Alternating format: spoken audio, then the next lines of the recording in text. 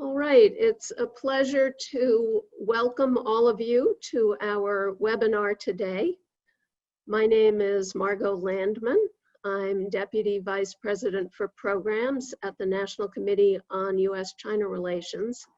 And with us today from outside of Seattle is Dori Jones Yang, who has written When the Red Gates Opened, a memoir of China's reawakening. Before we get to that, however, I would like to thank my colleagues who are working behind the scenes to make sure everything goes well. And to remind everybody that if you have a question, and we hope that you will have questions, please use the Q&A button at the bottom of your screen and submit your question, including your name and your affiliation, if you wish, not required. All of you have Dori's bio. You know that she was an early China reporter, although not based in China, but I won't give it all away, and has been writing about China and US-China matters since her return to the US in 1990.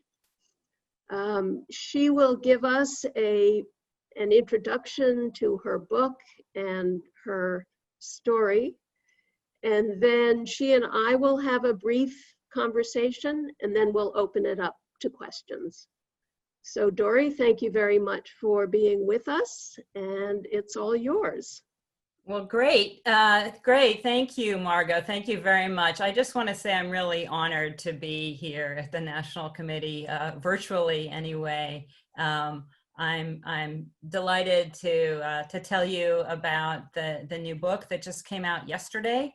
So I know that most of you haven't had a chance to read it and aren't familiar with it, and probably quite a few of you aren't necessarily familiar with me. So I wanted to talk a little bit about who I am and how I came to write this book.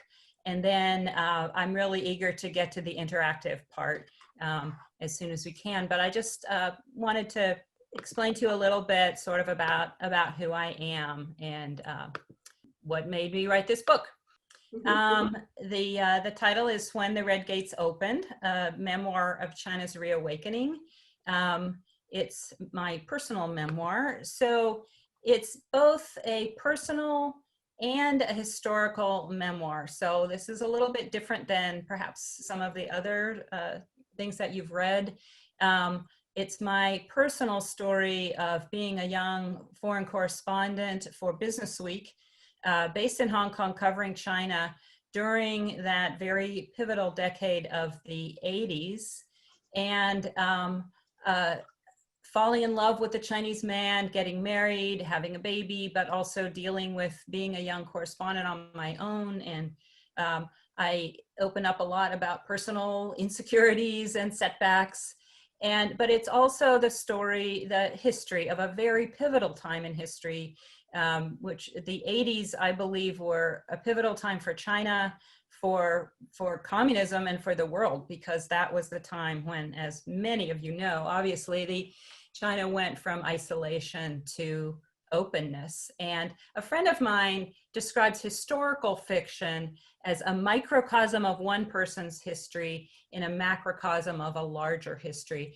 And this is not fiction, it's memoir, but that's what I'm hoping that it will be. So this is not a scholarly work.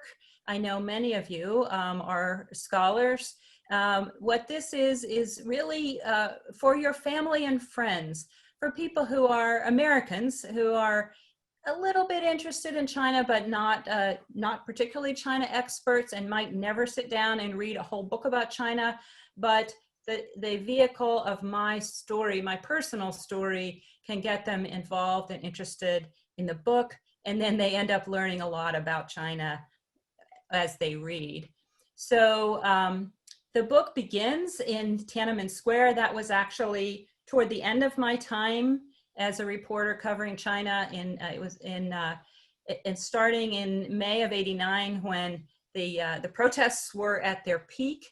That was the biggest story I ever covered as a journalist, and it was actually a very joyful time. I'll get to that in a minute. I was there on the square covering China, but then the book goes back to the beginning of my involvement in China, which was really the beginning of, in a sense, of the U.S. Involvement with anew with China when Carter and Deng Xiaoping reestablished diplomatic relations between the PRC and China and when Deng Xiaoping came to the US in January of 1979, I'm sure many of you remember this, although others perhaps not. I was a grad student in DC at the time, and I was able to go, because of my job at the National Council for US-China Trade, I was able to sit in the back row and watch the Kennedy Center welcoming of him. And it was really a moment ripe with hope after a long period of antagonism between the two countries. My background, how I got there and how I got into this particular job, I had prepared for a career in journalism. My dad was actually an independent bookseller in Ohio, and he encouraged me to go into journalism. And I started with my hometown newspaper, the Youngstown Vindicator, and worked there summers in college when I was at Princeton, and spent most of my waking hours in college on the offices of the Daily Princetonian, training for a career in journalism. But I also had a background in China, which came a little bit later. Right after college, I spent 2 years in Singapore teaching English and then studying Mandarin Chinese intensively for 4 hours a day, 5 days a week, which later I discovered is really the best way to study Chinese because it's such a difficult language for most Americans to learn.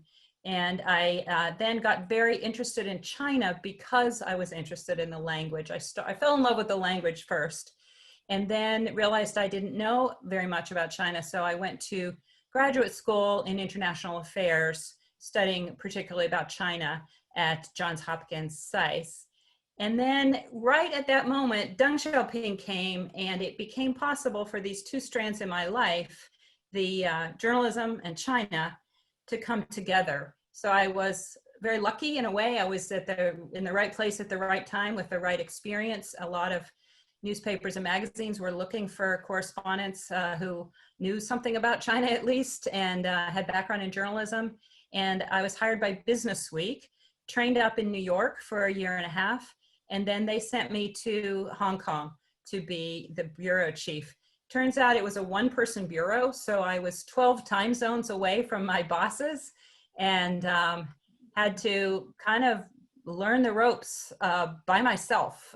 Didn't have any mentors or colleagues there to help me out. And China was also a very interesting place, very different from today. Deng Xiaoping had just started the economic reforms. They were very young and tentative at that time. There were a lot of signs of the old China, Mao statues and banners on the street, although they weren't as overtly political as they had been. People on bicycles commuting to work and hardly any traffic. It doesn't look at all like China today. And but at the same time that a lot of these signs of the old China were there, a new China was emerging, and this was with allowing more private enterprise and more freedom of decision. So farmers especially were, in the beginning, it was more focused on agriculture. They had a chance to decide what they wanted to plant and then sell their produce on their own in farmers markets, which at the time was kind of a breakthrough because they were able to go into business effectively, going into business for themselves, which had never been possible under the communists before that. And the other huge story at the time when I first got to Hong Kong was fear about the future for Hong Kong, because just a few months after I got there, British Prime Minister Margaret Thatcher went to Beijing to begin talks about Hong Kong's future after 1997 with Deng Xiaoping and the other leaders. And that set off a panic in Hong Kong, as you can imagine. In my career, I've seen a couple of different stages of panic in Hong Kong, another one after the Tiananmen crackdown, and then really another one today, I think. So it's kind of a recurring theme in history.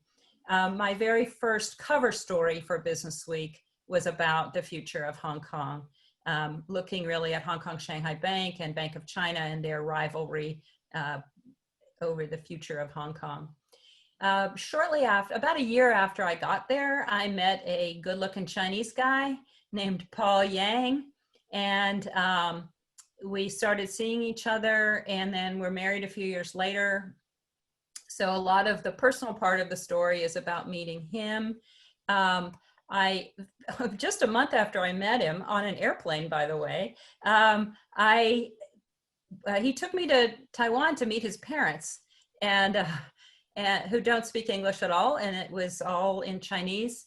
Paul was born in mainland China, and his father was with the Chiang Kai-shek government.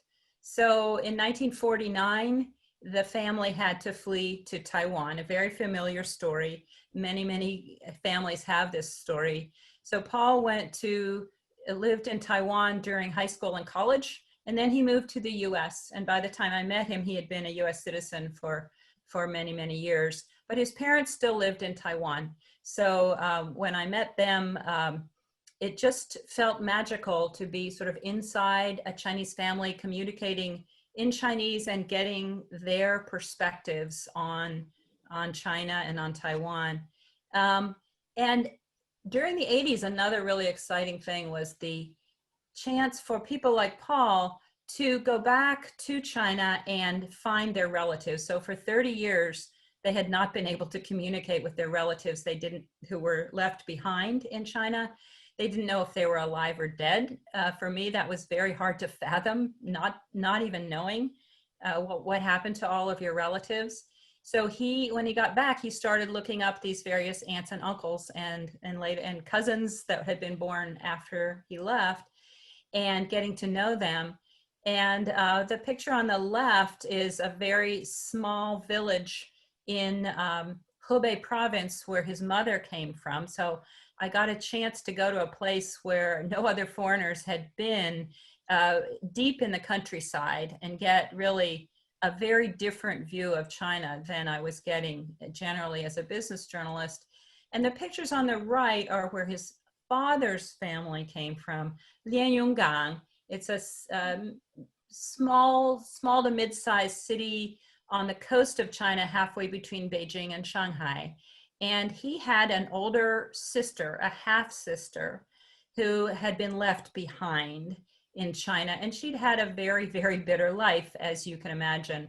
And getting to know her and about her children who were taken from her and had to go down to the countryside, and she was left alone.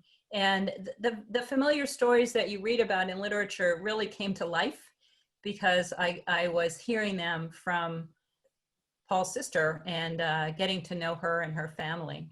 This was a second cover story that I did called Capitalism in China in 1985. And it really symbolizes the feel of the 1980s, which were a time of hope and optimism and even euphoria. A lot of US businesses were very excited about the possibility of doing business in China, although it was very difficult, as I found when I actually talked to them. But people were able to buy more colorful, interesting clothing. People could go into business for themselves and just make decisions. If they wanted to quit their job and start up a company, they could do that. And suddenly there was a lot more personal freedom in China. But by contrast, being a reporter in China in the 80s in particular, we foreign reporters were not allowed to just wander around and pick up the phone and call people and make appointments for interviews and talk to people. It was very hard to do that because the rule was you had to have a Chinese minder. And that basically means a Communist Party minder. And in the first several trips I took, it was the All China Journalists Association at the time. My minder was this woman, Tian Bin, and she's about my age. And we kind of worked out a rapport and a détente and figured out a way to get along, even though she was in every single meeting and taking notes. And I know she was writing reports about me, but I found a way. Fortunately, I was writing about business. I wasn't writing about dissidents or I wasn't writing about very sensitive topics. Everybody wanted to talk about business. So it was relatively easy for me to do the reporting that I did.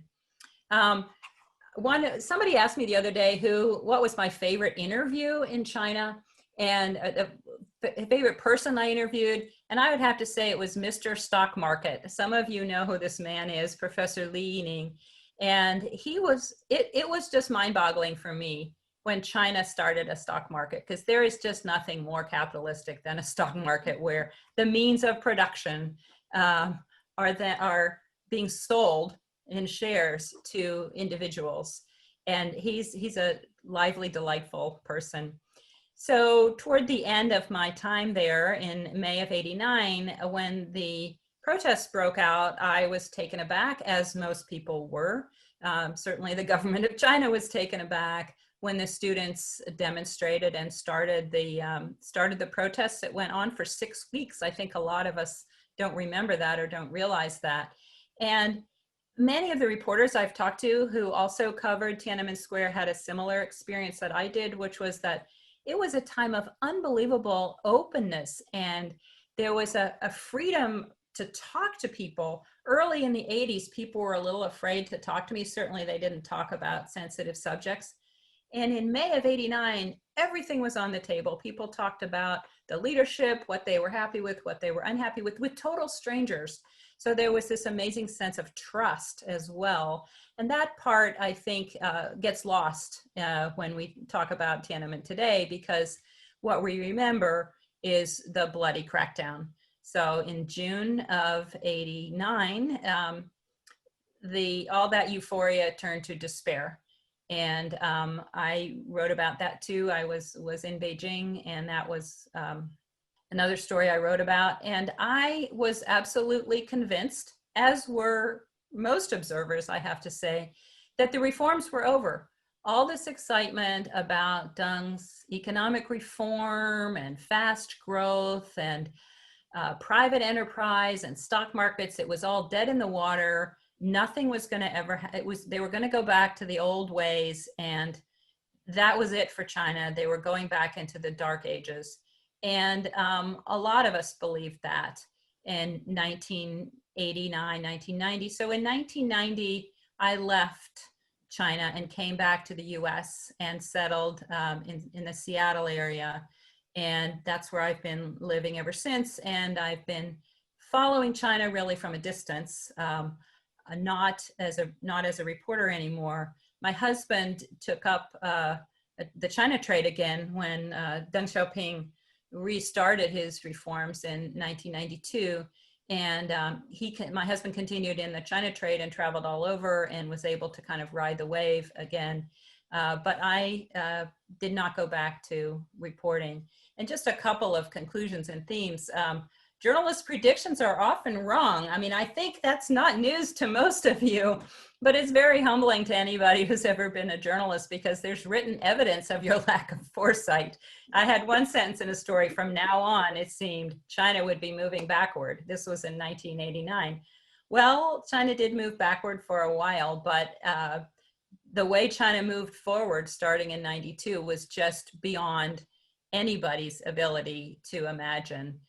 Even in my most euphoric stories in the 80s, we've said, oh, maybe China would catch up in some technologies by 2050.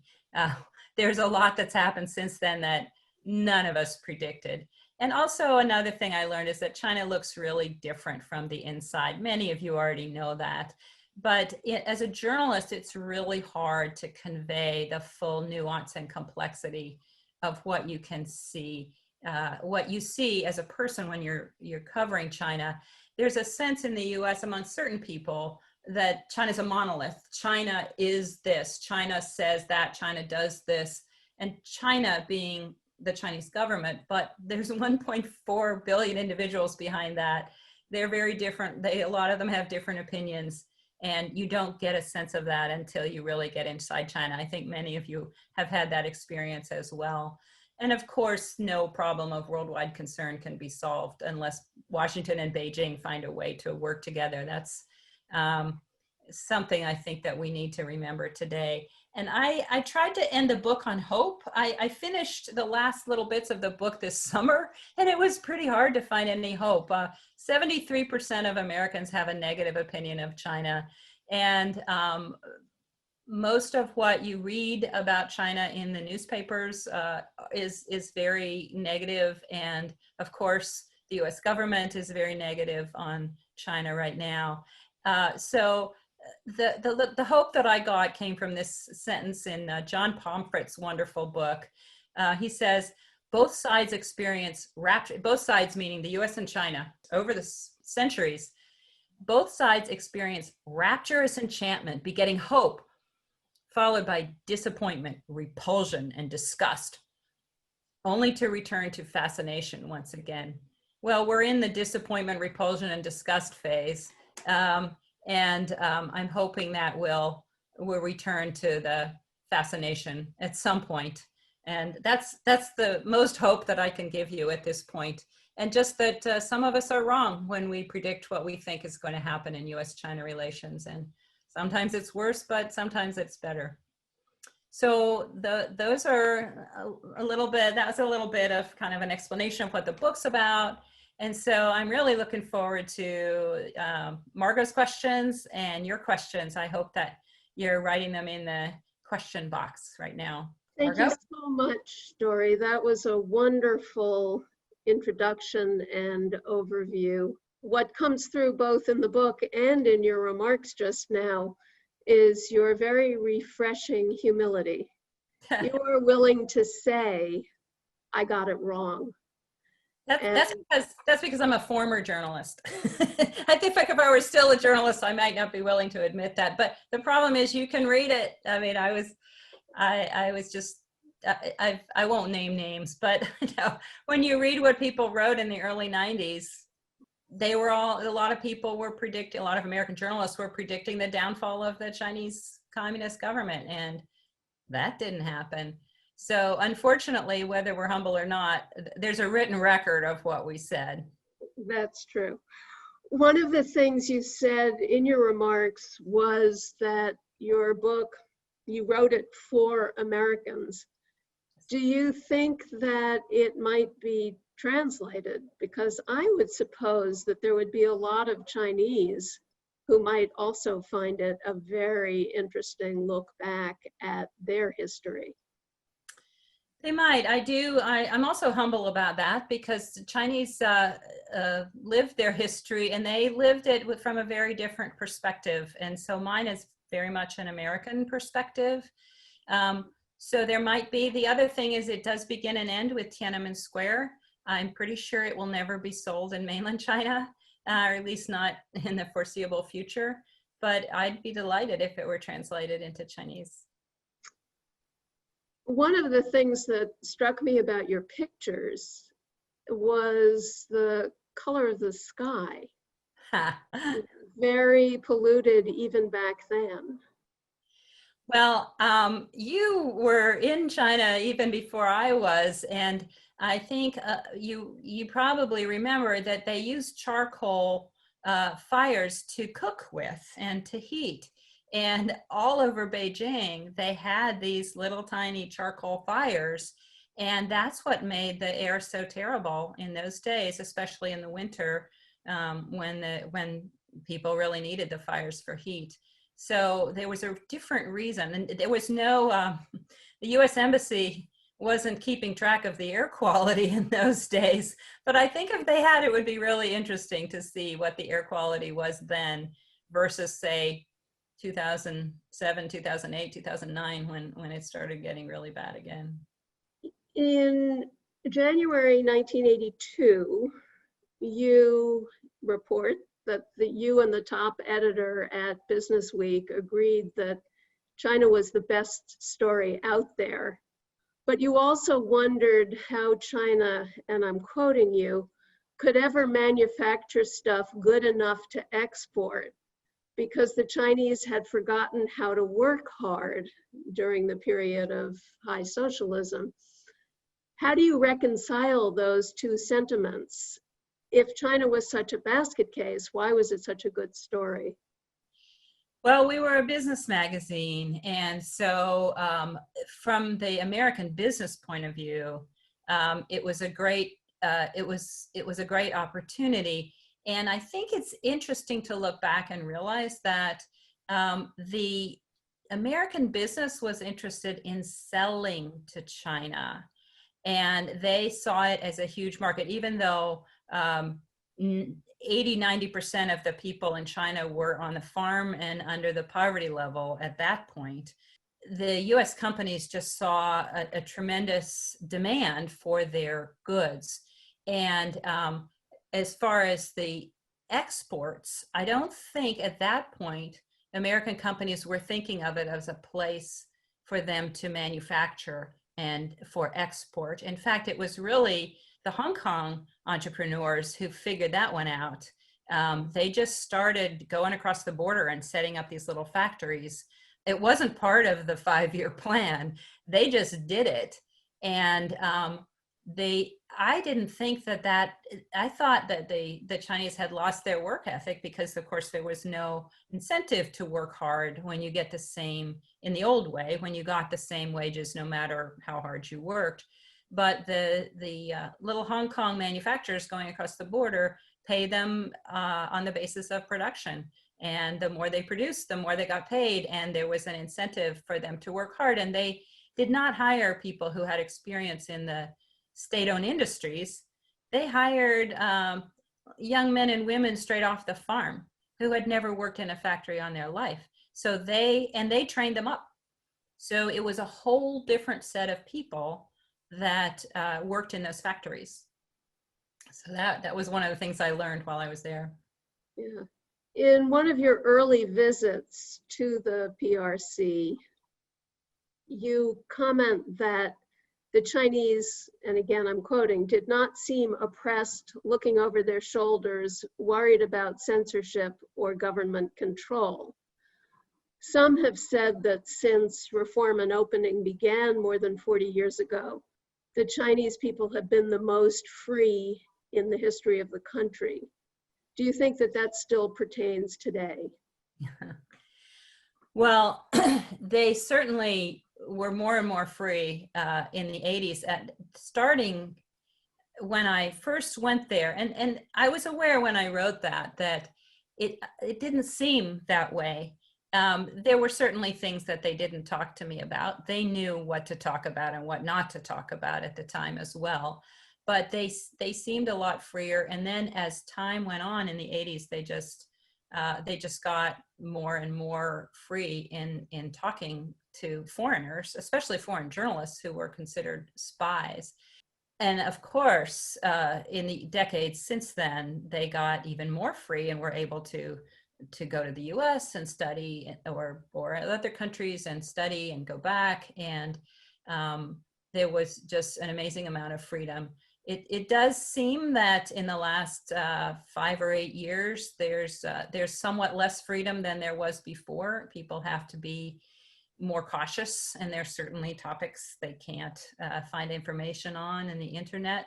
So it's going in the other direction, but I think it's still far, far freer than it was back in the 80s. And one thing I noted is that in terms of the most number of people, the most common people in their most common daily lives, they have quite a bit of freedom, and they're much better off than they were, certainly than their parents were back in the 80s. And so I think that there is still, in terms of the 5,000 years of history or 3,000 years of history, they're certainly a lot freer than they have been. And I also think there's a lot freer than they appear to be. My husband is on WeChat all the time, and he gets quite a range of opinions from friends across China on certain topics. And there are other topics they won't talk about, of course. We have a question from Susan Blumberg-Kaysen, who writes, "Thank you for this great presentation. I think your book is for people who know China. You write about a time that is not often addressed in China books from the last decade or two. Those are set more in the 90s and after. So were there books that inspired you as you were writing yours?" Well, thank you, Susan. That's a really good question. One thing about the 80s is that the very, very first journalists that went, American journalists that went into China, Fox Butterfield, Jay and Linda Matthews, wrote books about what they saw in like 78, 79, 80, the really, really early days when you were there, Margot. And then there wasn't a lot written about, scholars wrote about the 80s, but there wasn't a lot written for the popular press about the 80s. And then there were a lot of books, instant books about the Tiananmen Square crisis.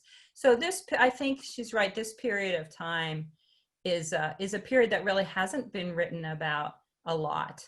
And particularly from the business angle, which is the angle that I saw. There was a question at the end of it, which I've forgotten. What was that? Or was there? What books influenced you as you were writing? Well, of course, I was reading Alive in the Bitter Sea and Jay Matthews' book, Linda Matthews. Those books at the time were very pivotal in terms of what understanding that we could have about very, very early post-Mao China. But at the time, when you're a journalist, you have to just cover what you see. You often don't have books to guide you by. They're usually written some years later. I think she meant as you were writing now. Oh, as I'm writing now. Writing this book, was there anything that was helpful, inspiring? I hope I'm not putting incorrect words in your mouth. There weren't so much about the 80s. I mostly relied on my own notes, but in terms of recent books, the one I find most inspiring is Superpower Showdown by Bob Davis and Ling Wei, which was a big eye-opener for me because U.S. business was the biggest cheerleader for China. We all know that in the 90s and going into the WTO and beyond. And then their opinions shifted 180 degrees in the last few years. And I remember kind of waking up one day and saying, wait, what happened to all the pro-China business people? And in that book, they really described very, very well the changes in attitude in not just the US administration, but in US business, and also what was going on to the extent that we can know inside the Chinese leadership that explains that shift. And that's the one that helps me the most of the ones that I've read. We have a question from somebody who's also writing about his experience in China in the early days. This is from Tom Gold, professor at UC Berkeley. Yes. He says, "I'm writing a memoir of my year as the first American student at Fudan in 1979-80, and would like you to discuss how you organized the book, chronological, thematic, episodic." Well, I am a journalist, so I definitely did it chronologically. What my biggest challenge as a writer was balancing the specifics of what was happening to me with the larger picture of what was happening in China. And I think in terms of making a memoir interesting to people beyond your friends and family, you need to have that larger picture, which, I mean, obviously, if with his years of scholarship, he has a perspective on what was happening that he didn't know then. And to bring in that mature perspective onto your life, and also the mature perspective on what was going on in China, but also what was going on with you. I mean, I really had to do a lot of reflection, like, what was I thinking? Why did I do that? And really good memoir has a lot of personal reflection in it. So I'd like to read that book. Can't wait till it comes out. Tom, hear that? We have another old timers question, if I may characterize it that way, from Cecil Stewart. My first travel to China was in 1979, and I have made 40 subsequent trips, professionally and teaching architecture. From these experiences, I have a theory. Quote, communism was a convenient language rather than policies for Mao to play upon the historic conditions of dynastic governance and cultural communal relationships. Agree or disagree? Sounds like a professor's question. And discuss, right? Right. Well, Mao certainly didn't practice communism the way Marx was thinking. There was certainly a lot of Leninism and Stalinism, I guess, in his approach. But he redefined it, as you know, totally. And but he redefined it in ways that I don't think Chinese history can really explain very well, which is things about class struggle and the kinds of chaotic personal persecutions that took place there. Maybe a real scholar of China could put that in perspective, but I think that it's not, what he did was not really consistent with either communism in other countries or really with a lot of what Chinese history would have predicted, although they certainly had some mercurial emperors who did some crazy things. Maybe in that sense it was, but I think that Deng was a major break, and he certainly. We used to laugh about Deng's term, socialism with Chinese characteristics. Back in the 80s, we said, "Oh, that's just capitalism, right?" But one thing I realized in looking back is that it was balancing out socialism. Sort of, they still had landowner, government owned all the land, and there's still aspects of socialism, but they were adapting it to China, and it was a little bit of both.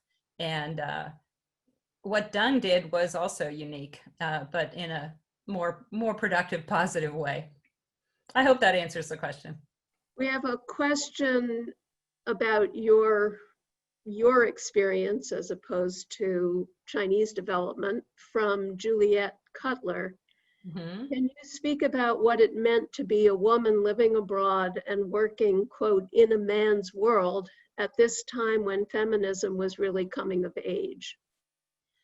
Well, thank you for that question, Juliet. It's kind of a theme in this book. I wasn't one of the early feminist pioneers. I think that anyone who came of age in the 70s certainly would get that crown. But I came just very shortly afterwards. And in magazine journalism, for instance, up until just a few years before I joined Business Week, women were not allowed to be writers. They could be reporters, but they weren't allowed to write. And this was at Newsweek, and there was a lawsuit against Newsweek at the time, and so there was a lot. After that, there was a lot of pressure on newsweeklies, including Business Week, to hire more women. And I was also very aware of being a pioneer woman in a lot of ways. Like I was actually the youngest foreign correspondent, but I was also the first foreign correspondent to have a baby overseas.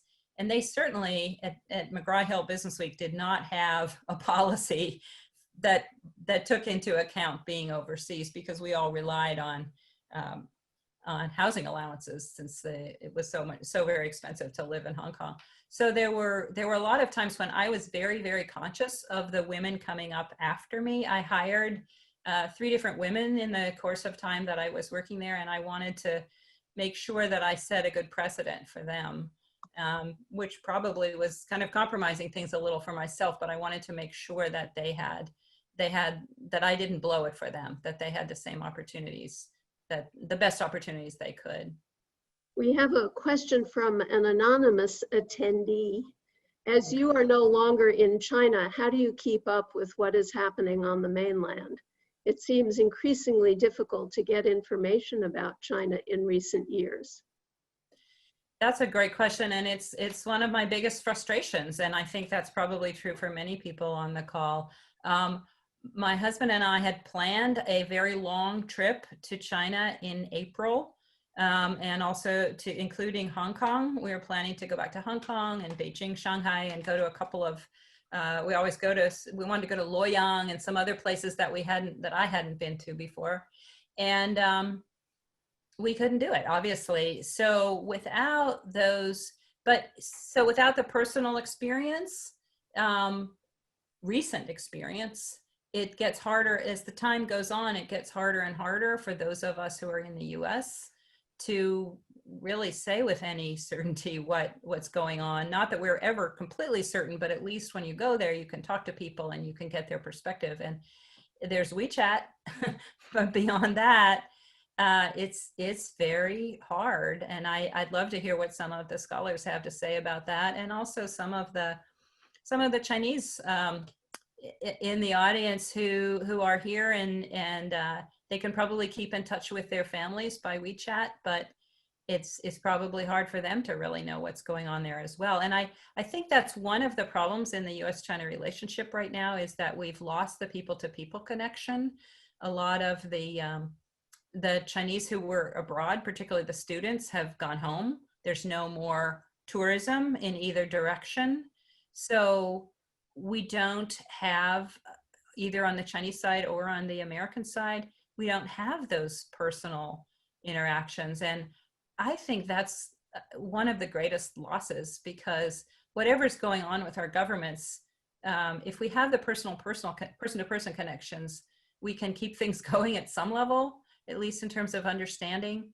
And I really think it's important. One of the themes of my book is to encourage an understanding and appreciation of China among American readers, among even the 73% who are feeling pretty negative about China right now, just to understand it in some depth. It doesn't mean the bad things are not happening or that the bad things are not bad, but just to understand it in some perspective of history and of the Chinese culture. And we're not getting that. I'm surprised that you didn't mention the mutual restrictions / expulsions of journalists recently, because obviously that limits Americans' ability to know what's going on and to have a context. Absolutely. It's just devastating. I mean, if it's hard enough being an American journalist in China, covering China, and trying to explain China in the limited number of words that you have. I was talking about nuances and complexities.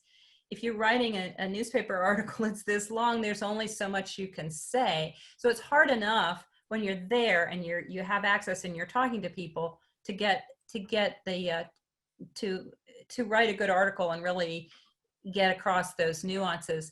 But if you're kicked out of the country, nope, we can't do it. And I think that's a terrible loss to the American news media and all of us readers, that we don't have the benefit of those people who were, some of them, really digging up some great information and finding things that we could never have imagined that they could find. We have a question from Julene Calais. I'm sorry, I don't know how to pronounce your last name. Thanks for sharing your story. It's interesting to listen to your narrative because you were there early on and really integrated yourself into the language and culture. I am curious to know which China-related issues you closely follow now from afar and deem most important for Americans. Also, are you still close with your husband's family? Have their views changed towards America? We are still very close to his family. We not as close as we were, of course, before COVID really cut everybody off. We had several of his cousins that were here in the US kind of stuck, and we ended up spending quite a bit of time with them. They did this summer manage to get back. What was the earlier part? What should we be focusing on? Oh, or what do I focus on, or what should we, it's interesting what I focus on and what others focus on.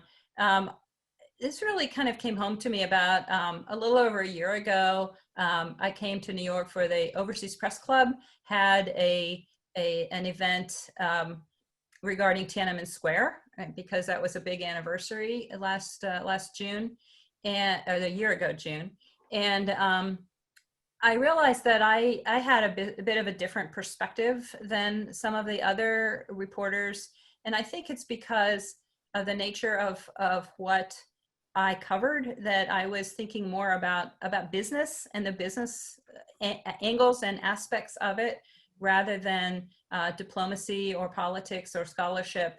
And that does give a little bit of a different lens. And I realized that in talking to some of the others. So I read the Wall Street Journal, and I want to know what's going on in business. And those are I read other things as well, but I really focus a lot on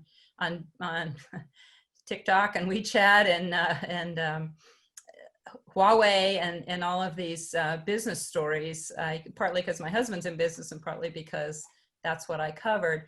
But secondly, I think I had a historic perspective, and I think many of you do as well, to really understand where China is coming from and being able to kind of put things in perspective. We've seen these big swings back and forth.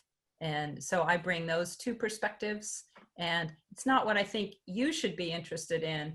It's more sort of the angle of vision that I have, which tends to look more at business and to try to get a deeper perspective, and also to really try to understand how things look from the Chinese point of view.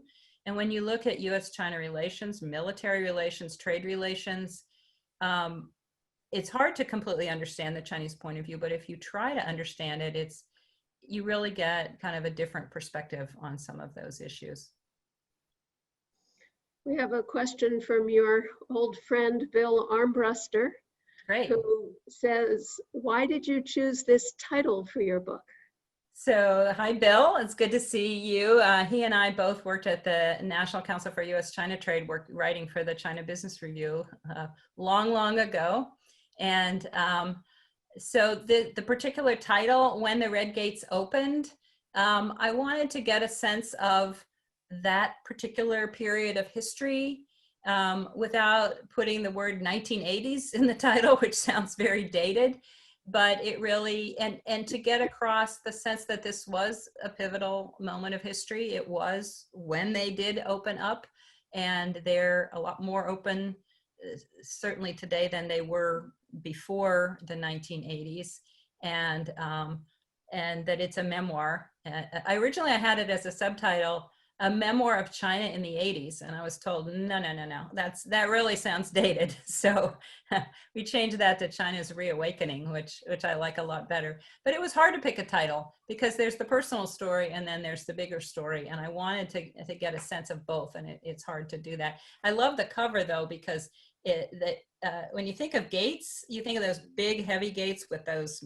brass knockers, that you see, and this one is a red gate, but it's a much more delicate, kind of almost like a scholar's type gate, and kind of inviting you in rather than keeping you out, which I think is a good way to look at least in terms of how I felt. I didn't think of those gates that are shut with and won't let you in.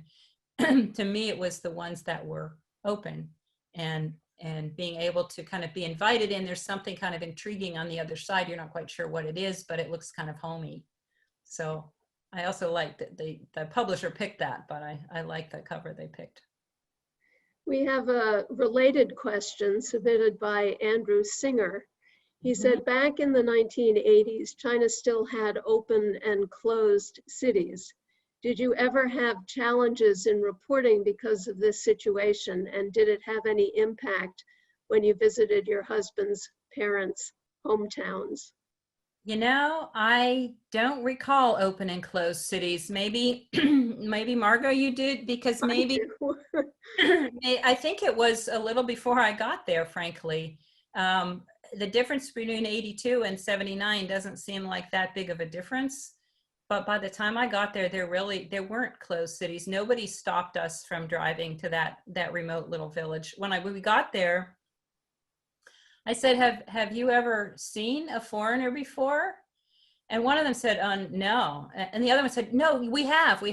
The Japanese soldiers were here.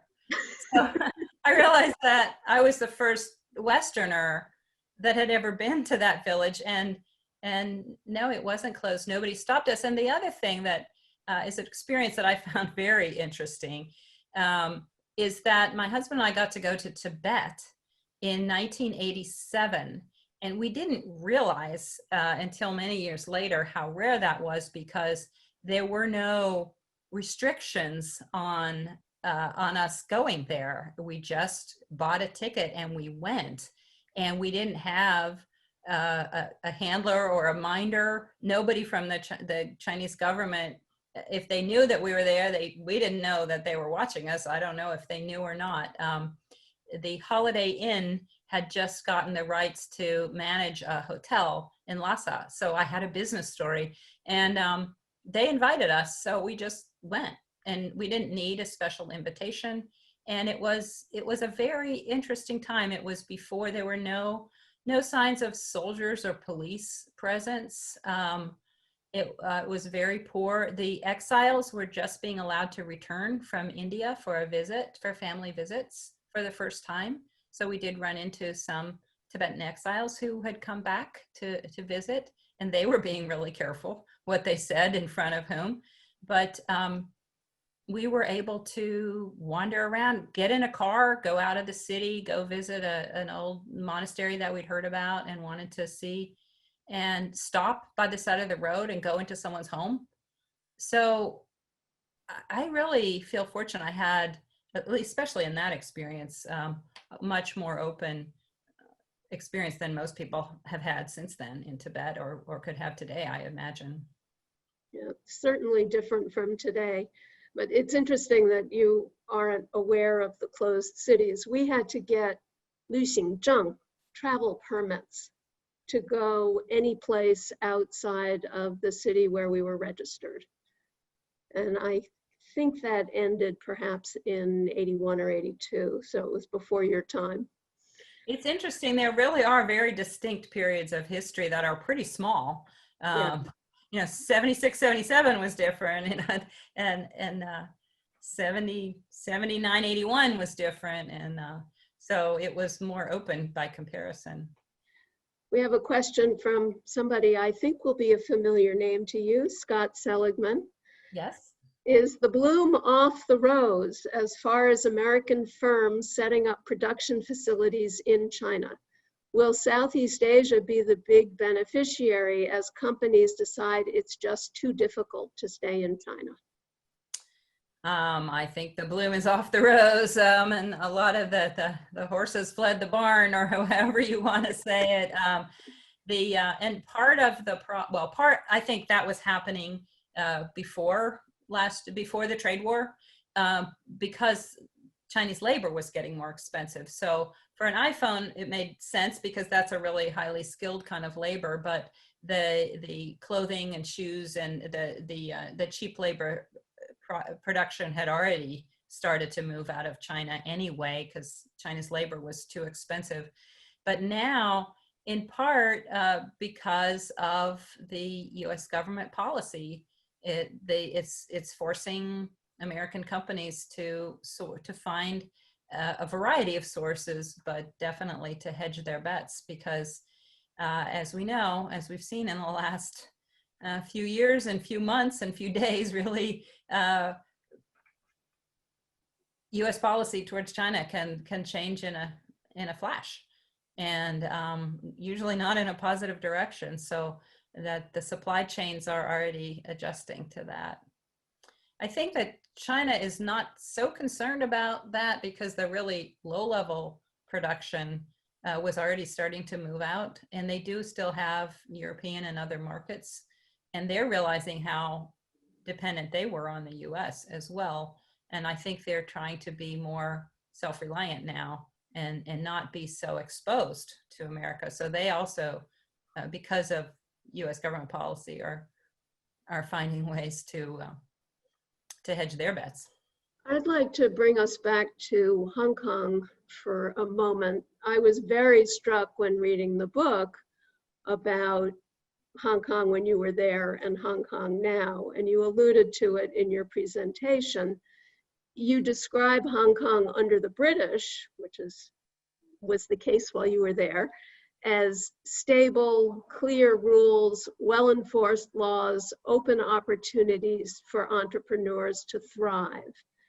And when the negotiations about the 1997 handover began in Beijing in '82, at about the time you arrived there was great anxiety with real estate and stock prices falling.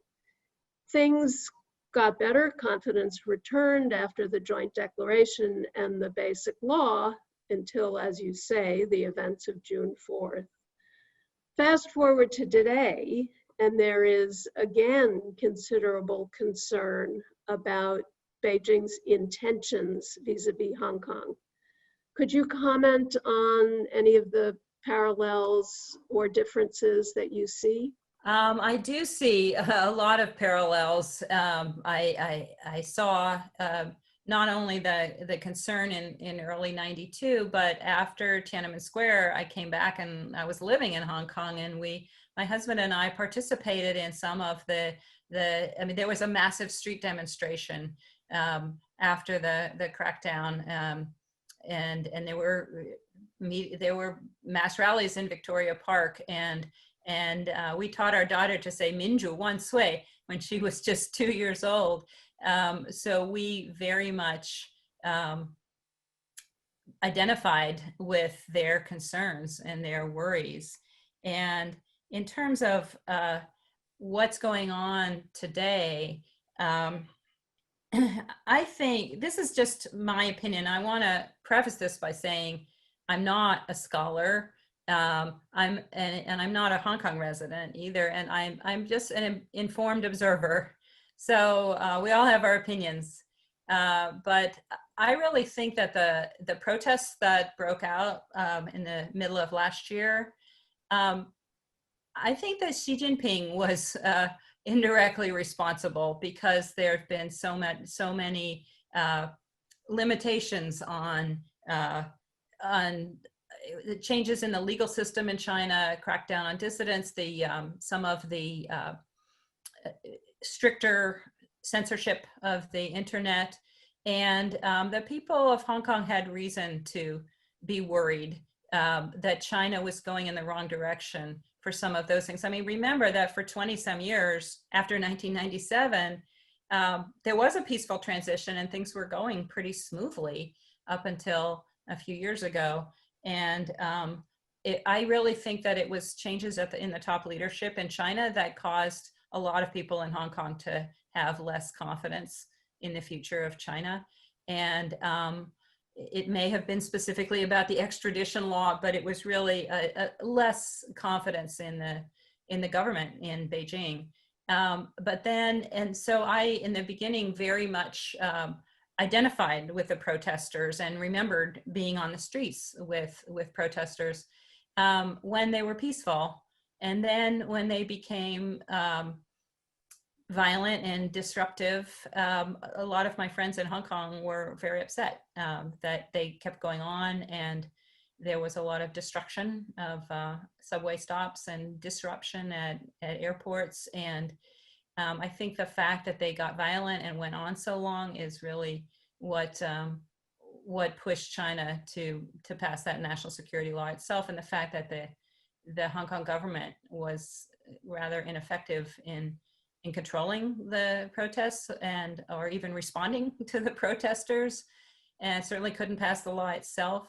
And it's a very unfortunate series of events, and makes me very sad. And the only hope that I can bring to that is really kind of like a hope I put at the end of my presentation, which is that that things have, the pendulum has swung several times in Hong Kong, in my lifetime even. And also the Chinese government has invested quite a bit in that amazing sea bridge between Hong Kong and Macau, and the Greater Bay Area that they're all very excited about. And there's this new Ant Group IPO that's coming up, and the Hong Kong stock market is all a Twitter about that. So Hong Kong traditionally has been mostly about business. And I think the business side of Hong Kong will probably pick up again. And the people whose hopes were dashed, well, many of them will probably be leaving, I imagine, because they don't feel safe. Many of them have left already. And I think as far as the US policy, rather than sanctions, I mean, I think what the UK is doing, which is offering a path to citizenship to some of those people who are most worried and most concerned, is a more humane way of dealing with it. That's just my take. Everybody has their own. I'm sure we've got 110 different opinions on Hong Kong, but that's mine. Thank you very much. That was a wonderful presentation and conversation. Unfortunately, we're at the end of our time. My apologies to those who submitted questions we didn't get to. We got to most of them, though. Well, good. I'm glad that you got a chance to ask your questions, though, at least. That's great. Yeah, so again, it's really a wonderful book. I encourage people to get your hands on it and read it. Dori, thank you very much for taking the time to speak with us, and audience members, thank you for joining us. Thank you, Margot. It's been great. I appreciate it. And thanks everybody for coming.